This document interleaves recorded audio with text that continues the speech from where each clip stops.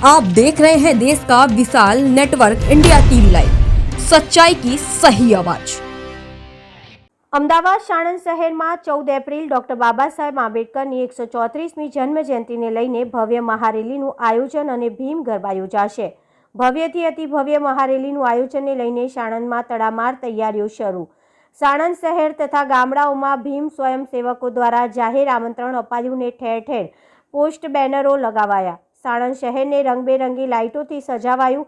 હાથીની અંબાડી પર બાબા સાહેબની પ્રતિમા તથા સંવિધાન સાથે સવારે 8 વાગ્યાથી સાણંદ શહેરમાં મહારેલી કાઢવામાં આવશે।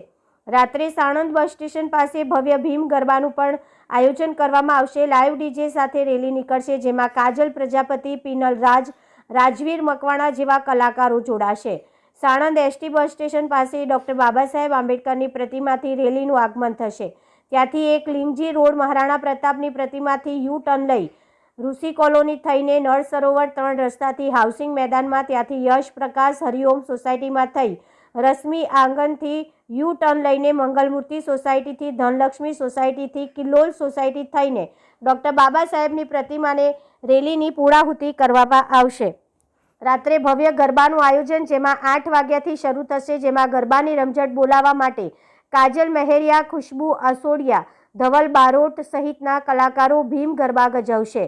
Reporter Dilip Raval, India TV live.